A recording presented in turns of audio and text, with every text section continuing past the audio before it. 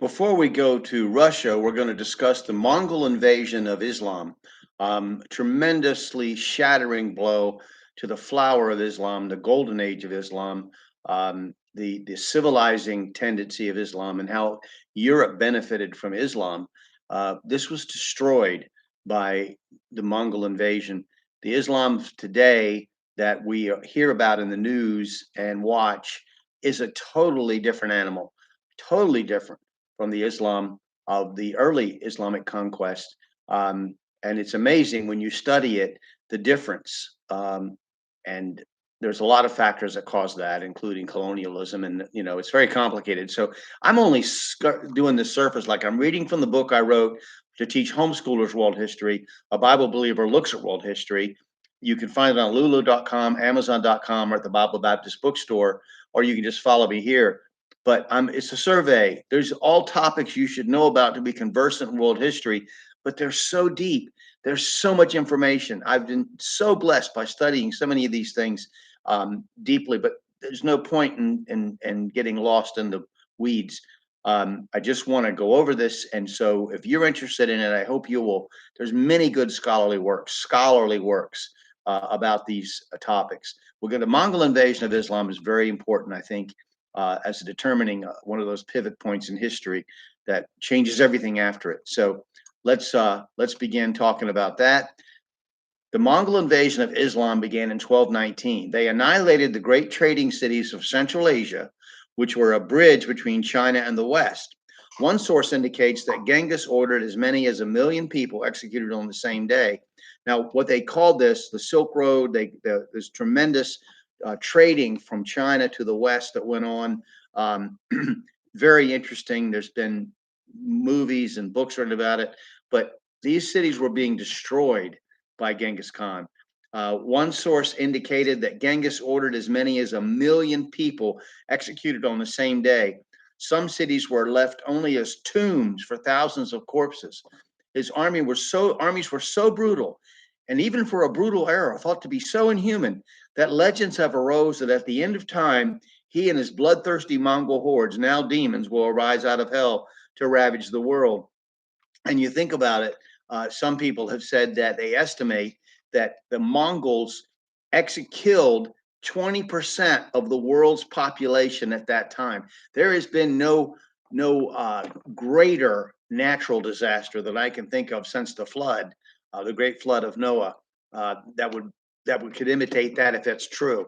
The writer Babar Bat Erdine Batbayar, in his great book 20th Century Mongolia, makes this statement, quote, "The primitive nomadic herders, strangers to everyone but the Chinese, suddenly swept the world scene in the 13th century and won notoriety by perpetuating a bloodbath of extraordinary scale. The infamous leader, whose birth name was Temujin, grew up to be the great king, Genghis Khan." That's what it means. As a child, he was much abused and abandoned and grew up in poverty, humiliation, and hunger, so that he reached adulthood with a burning desire for revenge, so reports Babar. After having suffered the abduction of his wife by a rival tribe, he got his revenge and eventually became supreme leader over all the Mongols. In order to control a warlike people, one must always be making war. And just as in one respect, Rome built an empire by attempting to expand its defensible borders, Genghis built an empire first by expanding his control over rival clans, then over rival ethnic groups, and then over rival countries and empires. In his first great battle with Islam, Genghis' son and general Juji killed 160,000 Muslim troops and began destroying cities. A second Mongol army under another son, Jagatai, captured and destroyed more cities.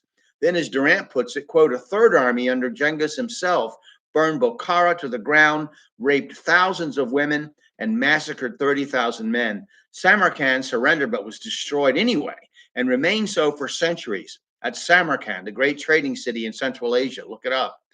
Islamic libraries were burned and the inhabitants of his cities were massacred. In some cities, every man, woman, and child was murdered. Genghis eventually died in bed enjoying his 500 wives and concubines, having struck terror in the world. The assassin sect named earlier was destroyed by one of his successors, and the entire Middle East was invaded until a Mongolian army was finally defeated at the Battle of Ain Jalut by Egyptian Mamluks in 1260. Durant says that never in history had a civilization suffered so devastating a blow. Rome suffered over many centuries, but in one fell swoop, the pride, prestige, and power of Islam was nearly destroyed. Within 40 years, the Mongols came to rape, pillage, burn, and destroy.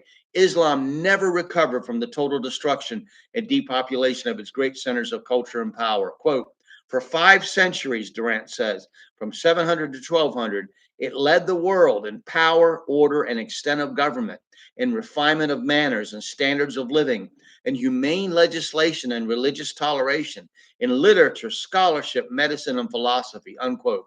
Catholic Europe received foods, drink, drugs, and medicine, armor, art, industry, naval expertise, and words for things such as orange, lemon, sugar, syrup, sherbet, julep, elazar, jar, azure, arabesque, mattress, sofa, muslin, satin, fustian, bazaar, caravan, check, tariff, traffic, magazine, risk, sloop, barge, cable, and admiral, as well as the game of chess from India via Islam, with its checkmate or shahmat, meaning the king is dead. Words like lute, guitar, and tambourine came from Islam as well. Islamic culture and civilization never recovered from the deprivations of the Mongols. So historically, that's what happened. We're going to talk about medieval Russia next, and I thank you for watching. And even if you don't agree with what I say, by the way, I do mispronounce names and words. I'm used to things in writing, so this is I'm not used to having to navigate verbally some of these names. So when you look them up, I'm sure you'll find out what the correct pronunciation is. And I hope you do look them up if you're interested in that time period. Thank you very much for watching, and we'll talk about Russia next.